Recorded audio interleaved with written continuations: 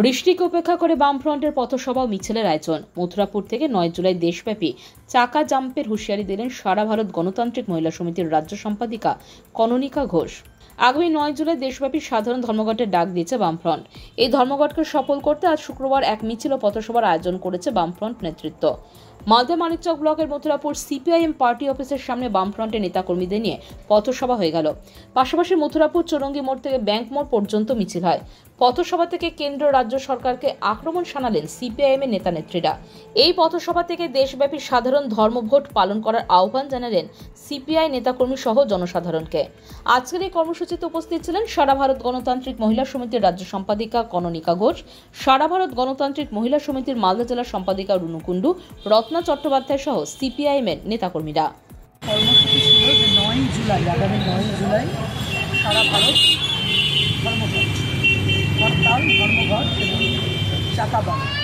আসলে আমাদের গোটা দেশ জুড়ে বিজেপি আরএসএসের সরকার যে ধরনের জনবিরোধী নীতিগুলো নিয়ে আসছেন, সরকারি ক্ষেত্রগুলোকে বেঁচে দিচ্ছেন ন্যাশনাল মনিটাইজেশন পাইপলাইনের মধ্যে দিয়ে, এগুলোর বিরুদ্ধে যে প্রতিবাদ করবে, প্রতিবাদও পর্যন্ত যাতে না হয় তার জন্য শ্রম আইন তুলে দিয়ে শ্রম কোড করছে। আজকে 8 ঘন্টার কাজ ছেড়ে কত ঘন্টা কাজ করাবেন কোনো ঠিক নেই।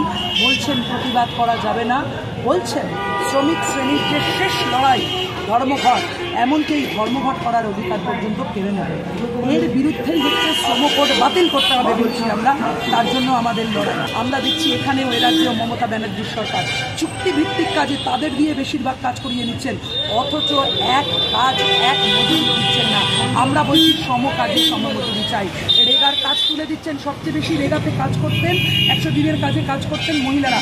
আমাদের রাজ্যে তো জব কার্ড ট্রেডিং তার কমিশন খায়, চুরি করে সেইটা, আর বিজেপি আরএসএস সেইটাকে ছল করে কাজ বন্ধ করে দিচ্ছে। চলবে না, আবার নতুন করে লড়াই করে আদায় করা হয়েছে কাজের অধিকার। আমরা বলছি জব কার্ডে কাজ দিতে হবে, 100 দিনের কাজকে 200 দিনে পরিণত করতে হবে। একদিকে যেমন বিজেপি আরএসএস দেখুন তার কার্তিক মহারাজের কথা দেখেছেন, আর আমাদের রাজ্যেতেও আমরা দেখছি মেয়েদের উপরে সমানে নির্যাতন চলছে। একদিকে তামান্না, তাকে ফোন করলে বিজয় মিছিলের নাম করে কত দূরে বিজয় মিছিল যেতে পারে, ফোন করলে। আমরা দেখছি ল কলেজে, সাউথ ক্যালকাটা ল কলেজে তৃণমূলের ছাত্র পরিষদেরই নাকি মেয়ে, তাকে ধর্ষণ করলো। কে আমাদের জানার দরকার নেই। আমরা বলছি মেয়েরা ধর্ষিত হবে, খুন হবে, আর জি করে এখনও অভয়া বিচার পায়নি। কোন দিকে নিয়ে যাচ্ছেন রাজ্যকে? একদিকে কার্তিক মহারাজরা মেয়েদের মলেজ করছেন বিজেপির, অন্যদিকে আমাদের রাজ্যের তৃণমূলের দুষ্কৃতীরা ধর্ষণ করছেন, মেয়েদের নির্যাতন করছেন। আর মমতা ব্যানার্জি বলছেন ছোট ঘটনা। অনুব্রত পুলিশ অফিসারের বউকে, মাকে কি বলেছে আমরা জানি, এগুলোকে ওরা সাপোর্ট করছেন। এর বিরুদ্ধে লড়াই আমাদের চলবে। এই নিয়ে সারা ভারতের মানুষ লড়াইয়ে নামছেন।